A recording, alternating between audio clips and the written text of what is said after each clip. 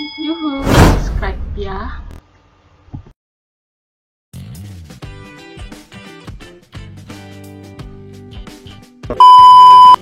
Oke, hari ini kita mau bahas mengenai suka dukanya menjadi seorang HRD. Sedikit curhat. Sukanya itu melatih berorganisasi dalam skala besar, bagaimana berorientasi juga terhadap strategi, baik dari sisi perusahaan maupun dari sisi karyawannya, gitu. Nah, beberapa tahun yang lalu saya pernah bergabung di perusahaan startup. Menurut saya startup itu lebih asik ya, karena kita bisa mengeksplor banyak hal. Kita bisa mengeluarkan ide-ide yang tidak terbatas gitu. Kita juga bisa berdiskusi langsung dengan pihak perusahaannya, apa yang mereka mau, apa yang perusahaan mau dan karyawan mau. Itu lebih seru sih menurut saya kalau di perusahaan-perusahaan startup, dan saya lebih suka memang di perusahaan startup gitu. Jadi kita lebih bisa menggali kemampuan kita sendiri, bisa mengeksplor, terus juga bisa mengeluarkan ide-ide tanpa batasan gitu. Itu melatih leadership. Jadi kalau untuk HRD itu kan biasanya cukup menjadi sentral ya. Gerak-gerik kita itu bisa diikutin sama karyawan. Jadi sebisa mungkin harus ya bisa mencerminkan hal baik sih. Contoh kecilnya ketika mungkin absensi kita nggak bagus, kedisiplinan kita nggak bagus, itu juga akan jadi cerminan buat karyawan. Jadi harus bisa memanage itu. Terus ketika ada permasalahan dalam antar karyawan gitu ya, sebisa mungkin kita harus bisa win-win solutionnya, terus bijaknya, tidak memihak, juga tidak subjektif. Melatih bagaimana caranya melihat sesuatu dari sisi objektifnya, bukan secara subjektif gitu. Memimpin karyawan itu walaupun memang kita bukan level manager misalkan, tapi kan karyawan itu pasti mengikuti apa yang diinstruksikan sama HRD-nya gitu. Jadi sebisa mungkin harus mencerminkan hal. Oke, yang ketiga mengenai melatih negosiasi. Jadi bernegosiasi kepada karyawan mengenai banyak hal. Salah satunya ketika harus bernegosiasi mengenai salary terhadap karyawan baru. Itu kan tricky ya. Jadi sebisa mungkin kalau saya itu mempelajari setiap jabatan, range salary-nya dari yang terkecil sampai yang tertinggi gitu. Jadi kita punya budget sendiri, berapa range-nya, kita bisa kasih ke yang bersangkutan berapa, nanti buat negonya berapa. Jadi memang harus ngegali dari situ gitu. Terus melatih untuk komunikasi, karena kalau untuk bernegosiasi komunikasi kita tidak baik, yaitu pasti akan deadlock, dan itu yang menyulitkan sebenarnya gitu. Jadi untuk orang HR itu bisa dibilang harus pinter ngomong gitu, bukan ngomong yang membual, tapi ngomong secara logik, ngomong secara dua pihak, baik dari sisi perusahaan maupun dari sisi karyawan gitu. Jadi harus banyak menggali informasi tentang berbagai hal, tentang perusahaan, tentang karyawan, tentang job desk karyawan, tentang salary range-nya berapa di pasaran kayak gitu. Jadi harus banyak-banyak mencari informasi. Yang keempat, harus multitasking. Ini yang agak repot sih gitu. Kita harus multitasking antara keperluan perusahaan sama keperluan karyawan gitu. Bukan kadang ya, seringnya sih itu selalu beriringan dan maksa gitu untuk diutamain dua-duanya, bahkan dari pihak perusahaan, dari pihak karyawan gitu. Jadi kadang HR itu ada di posisi yang terjepit gitu dari kepentingan perusahaan dan kepentingan si karyawan gitu. Nah, kalau di situ biasanya kita lihat lagi yang paling prioritas adanya di mana, yang sangat-sangat prioritas adanya di mana, yang kalau misalkan kita ngejalanin dari sisi perusahaan misalkan ini akan berdampak ini, yang kita ngejalanin dari sisi karyawan ini akan berdampak ini, itu harus dianalisa juga gitu. Jadi ini yang sering buat sakit kepala sih sebenarnya, karena multitasking itu nggak gampang. Kita harus mengerjakan banyak hal dalam satu waktu dan hasilnya dituntut untuk bagus gitu. Dan itu yang sering bikin sakit kepala memang. Biasanya banyak yang nggak mau nunggu, jadi semuanya mau diduluin. Nah, itu yang kadang bikin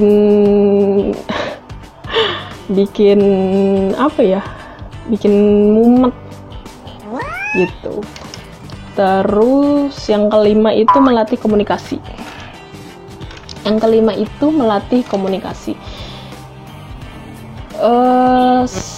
Saya sih akuin ini gitu, karena saya belajar banyak di dunia HR tentang komunikasi, tentang bagaimana kita harus berkomunikasi, tentang bagaimana kita harus bersikap gitu untuk komunikasi secara publik, secara interpersonal sama karyawan gitu. Itu juga harus dilatih, gimana kita bisa ngomong di depan orang banyak, kita harus menjelaskan di depan orang banyak, bagaimana melatih rasa gugup, bagaimana melatih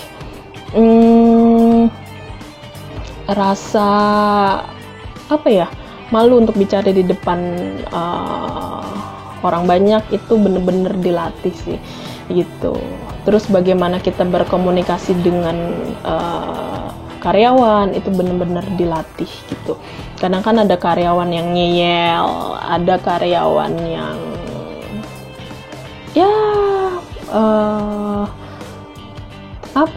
bahasanya sok gimana gitu, itu banyak gitu. Jadi gimana caranya kita untuk berkomunikasi ketika ada karyawan yang sedikit bernada tinggi, gimana caranya buat kita tuh tetap menjaga komunikasi, menjaga suasana untuk bisa lebih tenang dan sesuai dengan apa yang kita tujukan gitu. Seru sih sebenarnya. Jadi HR tuh seru. Yang keenam, fokus antara kebutuhan karyawan dan kebutuhan perusahaan. Yang tadi masih menyangkut ke multitasking ya. Kebutuhan perusahaan, kebutuhan karyawan kadang sering bersamaan. Nah, itu dia. Kita harus bisa pinter-pinter memilih mana yang paling sangat-sangat prioritas. Intinya sih gitu, biar nggak terlalu mumet. Terus yang ketujuh, bagaimana cara kita menangani manajemen konflik dan penyelesaiannya. Ketika ada konflik antara karyawan, ketika ada konflik antara karyawan dengan perusahaan, itu bagaimana nanganinnya. Yang jelas sih yang saya pelajarin untuk hal ini, lagi-lagi dari senior-senior saya sebelumnya, adalah ya gimana kita sendiri aja melatih emosinya. Itu jangan sampai terbawa gitu. Kadang kan misalkan dari karyawan yang terlalu menggebu-gebu emosi, terus dari pihak perusahaannya yang sama juga kayak gitu, ya nggak akan dapat solusinya gitu. Gimana caranya kita bisa menjadi mediator lah untuk keduanya kayak gitu ya, lebih bisa melatih emosi aja dari pihak kitanya sebagai HR, karena biasanya kita itu ada di antara keduanya, di tengah-tengah gitu. Jadi kita yang memediumisasi mereka gitu, dapat solusi terbaik antara keduanya kayak gitu.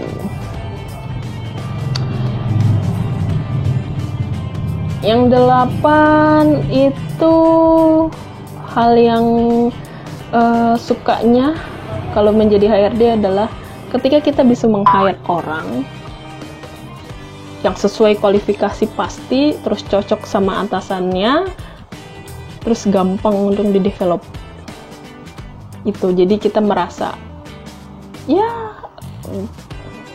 tepatlah mencari karyawan gitu. Ada rasa kepuasan tersendiri bahwa karyawan yang kita hire itu tepat gitu, karena cari karyawan itu juga nggak mudah loh gitu. Kalau banyak statement cari kerja sulit, cari karyawan itu juga sulit loh gitu. Kadang kita butuh cuman 1 karyawan di satu posisi, tapi yang kita hire itu kadang lebih dari 10 orang kayak gitu, karena ya itu dia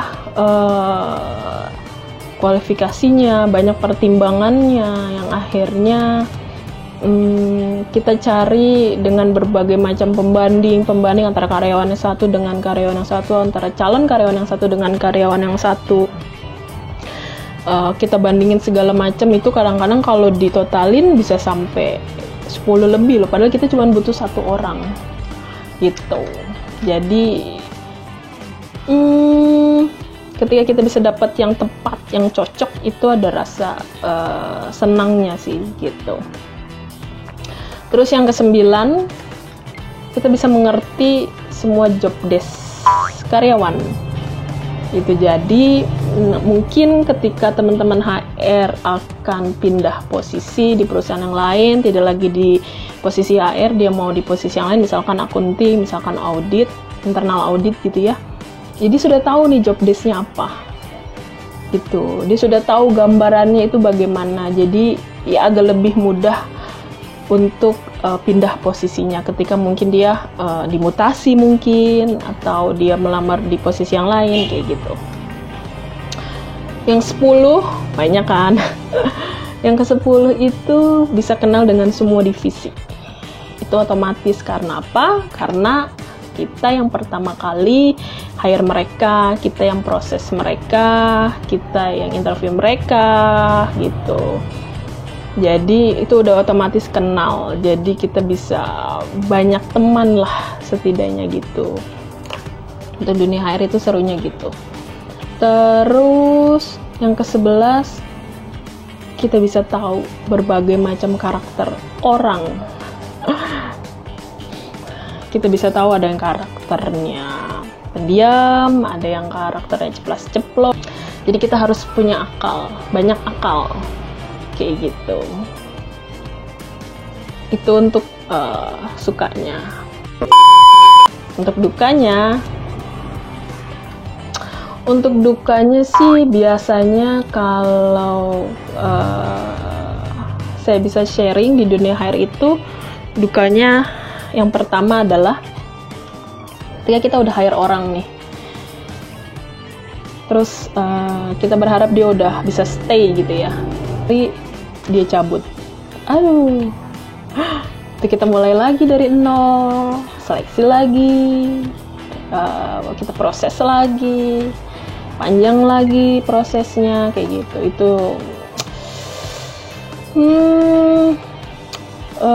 bikin gregetan sih sebenarnya yang kayak gitu ya, dengan berbagai macam alasan gitu. Makanya kenapa saya sering bilang sama user, ketika ada karyawan baru yang menjadi timnya, tolong ketika dia masuk di hari pertama diperlakukan dengan baik gitu. Karena setahu saya ketika kita join di sebuah perusahaan, di hari pertama adalah penentuan apakah kita bisa bekerja dengan waktu yang lama, stay di tempat itu atau tidak.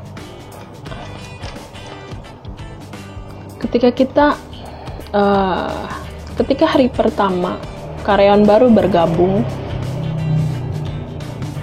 itu saya selalu bilang ke user untuk diperlakukan dengan baik, karena itu penentuan apakah bisa stay di posisi itu, di jabatan itu dengan waktu yang lama atau tidak, ataukah dia betah atau tidak gitu. Jadi harus benar-benar di manage dengan baik di hari pertama ketika karyawan masuk, karena itu penentuan gitu. Terus yang kedua, dukanya adalah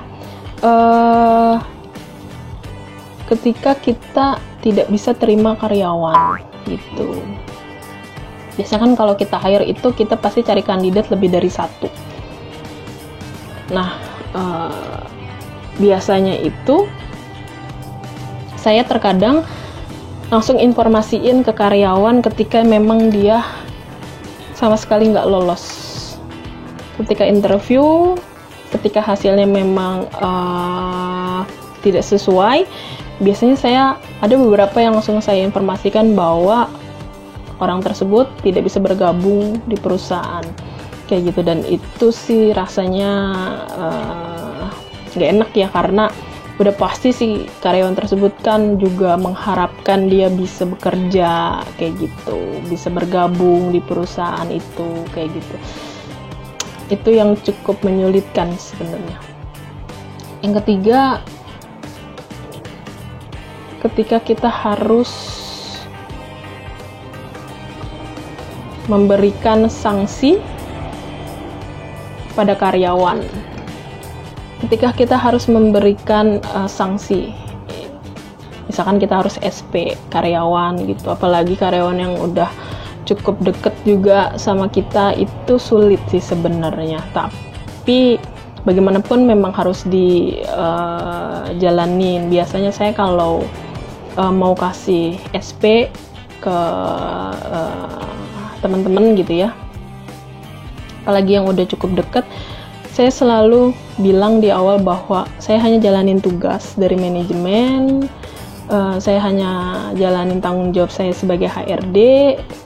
Nanti saya ceritakan, saya beberkan kesalahannya apa, kenapa timbul SP, biasanya saya jelasin biar mereka itu biar ngerti gitu maksudnya. Jadi nanti di luar itu nggak ada lagi yang namanya gontok-gontokan yang dia sebelak HRD-nya kenapa dikasih SP kayak gitu. Biar nggak, biasanya gini,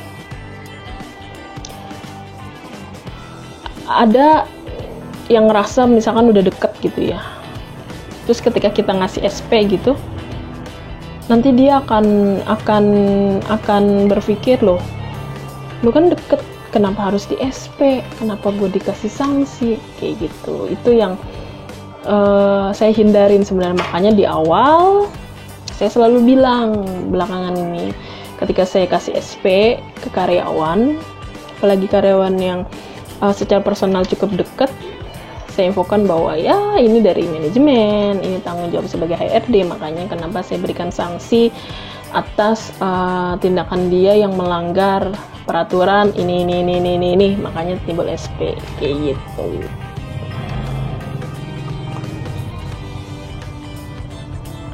Yang keempat, dukanya menjadi HRD adalah tempat komplain. Baik komplain sama karyawan, komplain juga sama perusahaan gitu. Perusahaannya komplain, pihak perusahaannya komplain nih, karyawan ini kerjanya nggak bagus gini. Karyawan yang komplain, gajinya gini.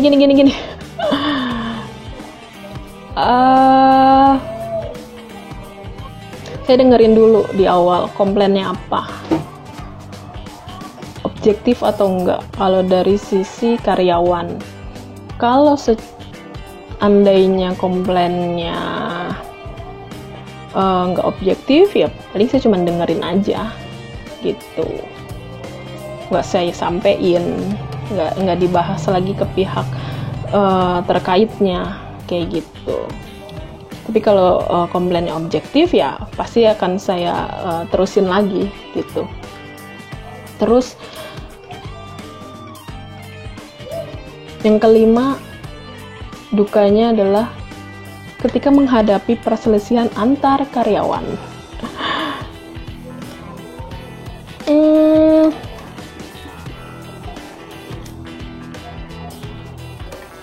Itu sih udah banyak ya saya temuin gitu, antara karyawan berselisih paham gitu, gontok-gontokan, teriak-teriakan, gebrak-gebrakan meja. Itu udah banyak gitu. Jadi ya itu dia yang tadi saya sampaikan, bahwa solusinya sih kalau saya bilang ya kita sebagai HR harus bisa melatih emosi gitu. Jangan sampai juga kita kebawa emosi banget ke dalam suasana itu, jadi malah memperkeruh ya. Sebisa mungkin kita bisa nengahin, kita bisa cari solusinya yang terbaik antara keduanya. Biasanya saya mempersilahkan di antara mereka untuk bicarain masalahnya apa, dari sisi yang satu, dari sisi yang satunya, kendalanya di mana, masalahnya di mana, apa yang mereka mau, kayak gitu. Kalau yang orangnya masih bisa diajak bernegosiasi, ya itu oke. Tapi kalau yang sama-sama keras, ya itu agak alot gitu. Jadi kita bisa memainkan sedikit emosi di situ, kita bisa lebih tegas di situ, dan bisa ada solusinya gitu. Karena kalau nggak diselesaiin, itu akan berlarut-larut dan jadi masalah di kemudian hari. Mereka pekerjaan yang nggak bagus, maksudnya mereka pekerjaannya produktivitasnya menurun, apalagi mereka yang saling keterkaitan ya gitu. Pekerjaannya saling keterkaitan antara satu dengan yang satu. Ketika mereka ada konflik, pasti kan mereka bete-betean tuh. Nah itu akan berdampak ke pekerjaannya, akan berdampak ke hasil pekerjaannya gitu. Jadi mau nggak mau harus diselesain gitu. Nah, mengenai disiplin karyawan gitu, kadang administrasi absensi sih ya. Kalau misalkan gini, dia merasa masuk kerja di hari itu, tapi dia nggak ada absen fingernya. Dia udah ngotot tuh, saya masuk, saya absen, saya ini, saya itu gitu. Tapi kan pasti ditanya tuh dari pihak kita, dari pihak HR, lo mana absen kamu? Kamu masuk nggak ada absennya, nggak ada informasi secara nyata menyatakan kamu masuk di hari itu gitu. Ya satu-satunya yang kita pegang dari pihak HR adalah absensi gitu. Tapi kan ada karyawan yang ngotot, kenapa absen saya nggak ada, padahal saya masuk gini, panjang. Nah, biasanya saya coba cari dulu tuh akar permasalahannya dari mana. Saya ajak dia ke absen biasanya. Saya ajak dia ke finger. Gimana cara kamu absennya? Nah, biasanya dia salah. Harusnya harusnya masuk check in jadi check out, dari check out jadi check in. Itu hal sepele sebenarnya. Tapi itu dampaknya besar loh. Kalau yang karyawan harian, yang dia harusnya masuk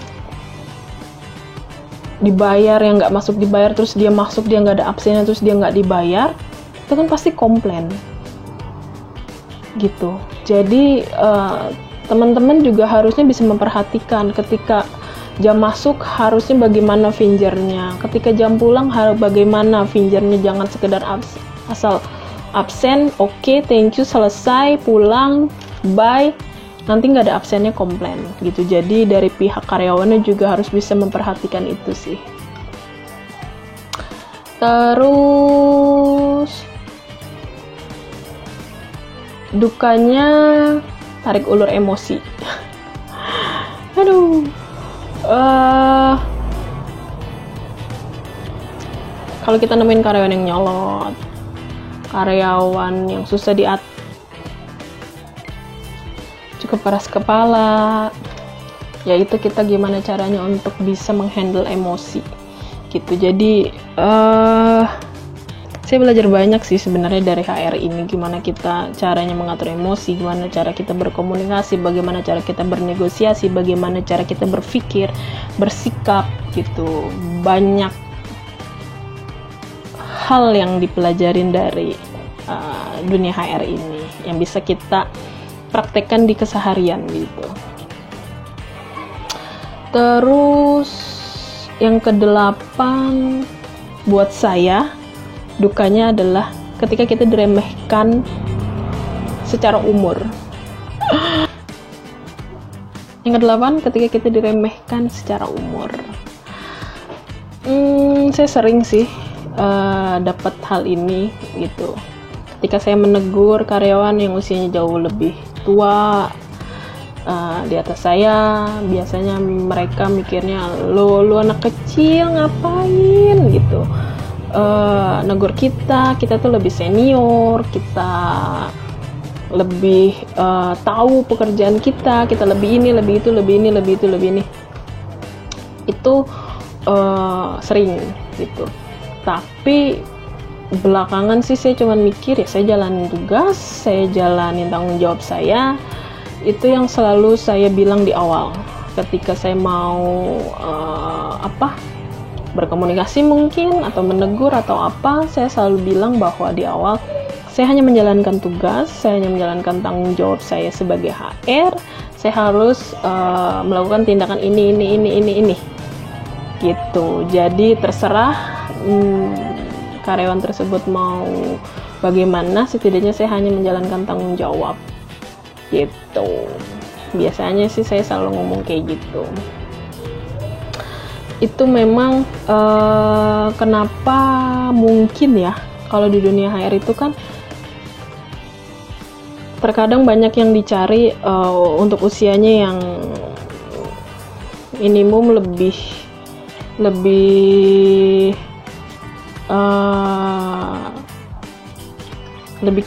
ke atas gitu ya usianya, ya mungkin itu biar juga bisa handle karyawannya tuh kalau usia lebih dewasa lebih gampang gitu kali ya, nggak tahu.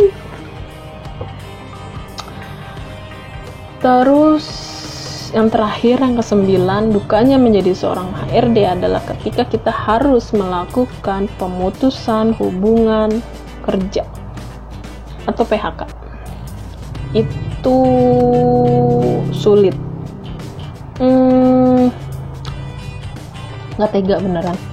Nggak tega. Kita harus menyudahkan mereka, kita nggak lanjutin kontrak kerjanya. Itu berat sih sebenarnya.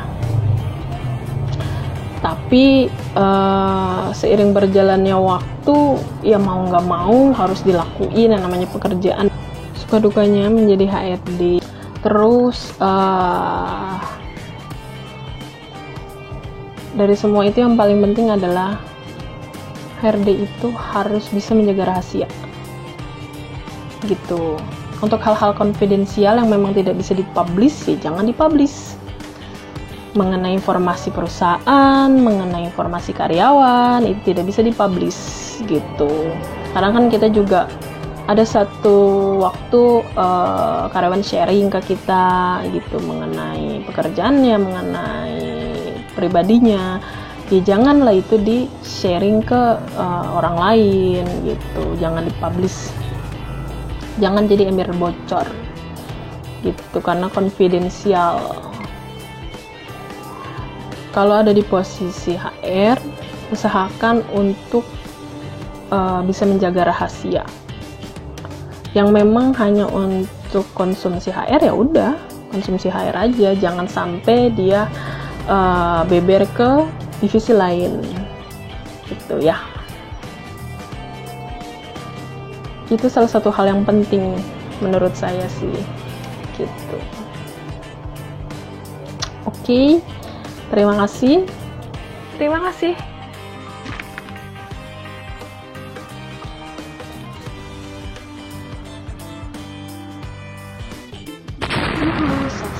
ya. Yuhu, subscribe ya.